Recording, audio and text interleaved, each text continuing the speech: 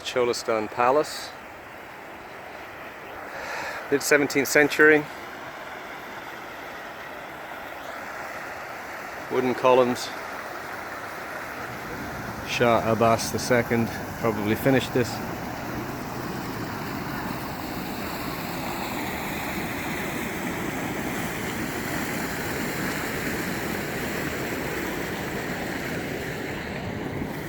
Cholistan Palace, looking into the entrance, reflecting pool, plane trees, pines, cypresses,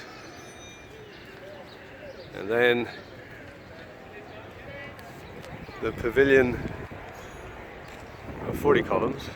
Since 20 of them were reflected, it's actually only 20 columns.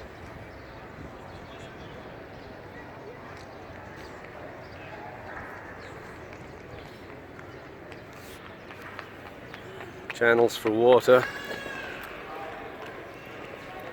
We go up the steps. The mirror behind is Qajar. This is Safavid. So 16th century pool of alabaster. Plinths for the wooden columns. Lions.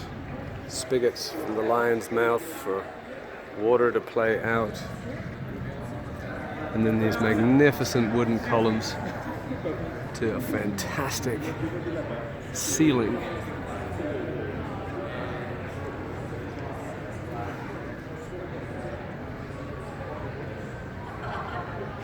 Wooden fretwork, windows, stained glass, and then slight raised stand where the throne would go. Whole area would be carpeted, and then inside to the reception areas where you can go in a second. Here and then here, that they just remove this part like that. They found very nice.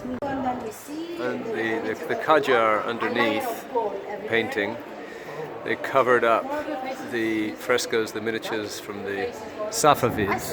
They've recovered a few. One. So it's down. Okay, come in. Hello, come in. Look at the lintel.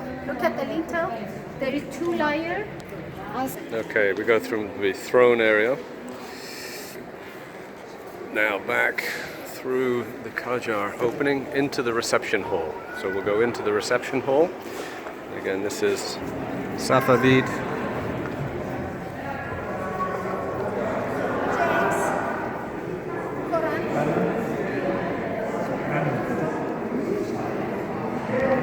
We'll take a look at these. These have been restored in the last few years. So apparently, this describes the battle loss of the Shah versus the Ottomans, because the Ottomans were using cannons. Why someone would put in their reception hall a famous loss is beyond me, but that's apparently what they say. Go to the next one.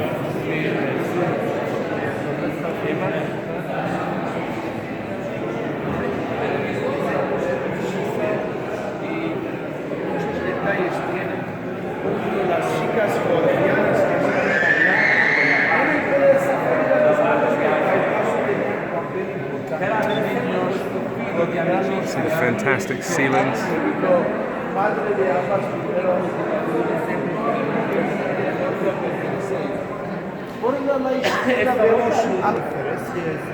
Sempre considerata di una festa preparata in occasione dell'arrivo del governatore Turkistan. Now, unlike the one that showed the loss to the Ottomans, this battle scene shows a victory over the Indians. The Indians are on the elephants.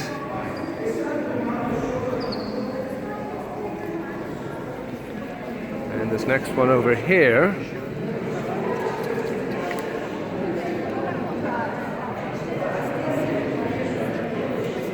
shows a victory over the Uzbeks. So in this hall of Uzbeks, Indians are reception at the end for the Tatars, Turkmen, Ottomans, and we have a reception here that is being restored at the moment. And you can't see just the top of the guy's head working way up on the side. Look at this ceiling. Absolutely spectacular gold leaf. Unfortunately, they're using sodium lights, which give everything a yellow cast. Just gorgeous. All right, let's move into one of the private rooms. But before we do, let's just look at the miniatures along the side.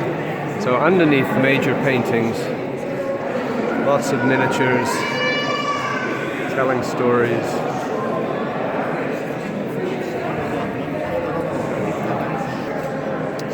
Frescos, Safavid.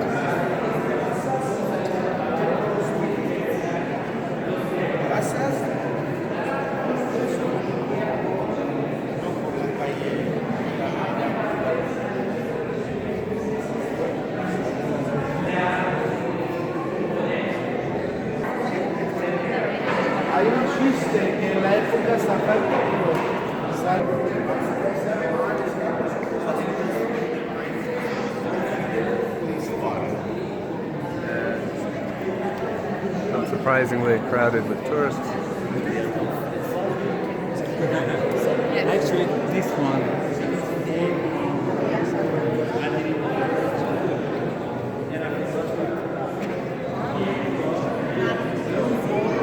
And here we have a very old Quran, Kufic script.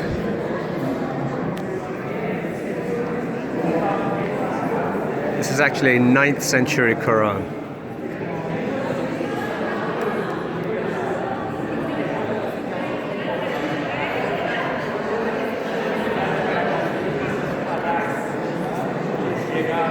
Underneath the defeat, which apparently was because they didn't use firearms.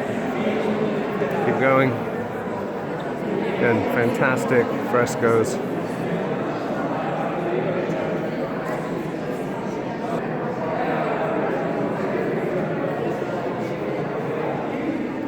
Frieze work.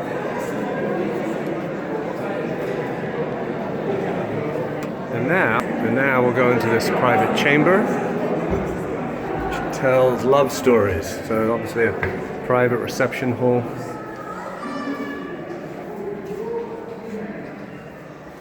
Look at the, again, recently restored, beautiful ceiling.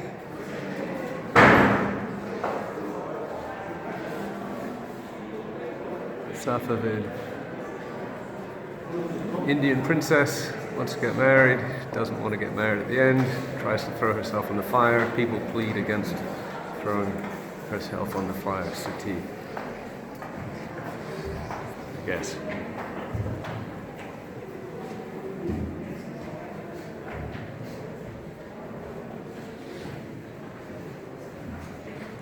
Also in this room, fantastic tile work.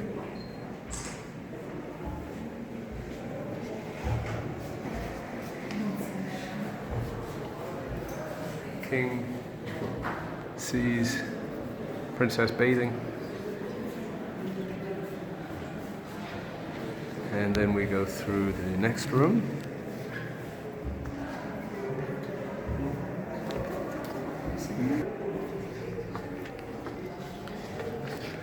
Also restored in this room, the Qajars had stuccoed over all of these paintings. You can see the marks from the stucco, which they had to take off. Gold leaf, wooden fretwork.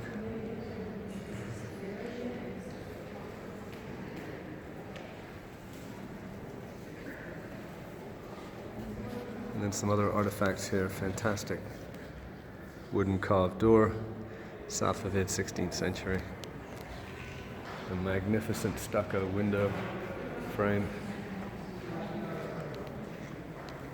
with stained glass.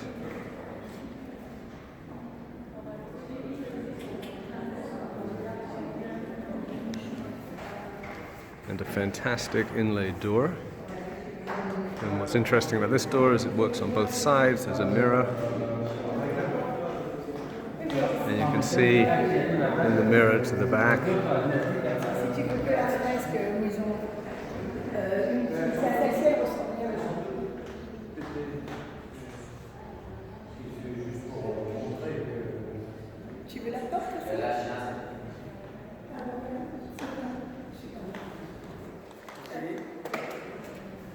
This is Safavid reception halls and private rooms. Alright, one last look at the magnificent room. It's the main reception hall. Beautifully restored, packed with tourists, of which I am clearly one.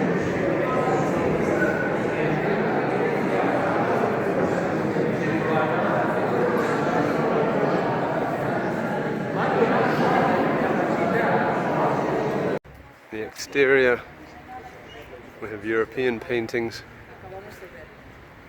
again wooden pavilion, columns.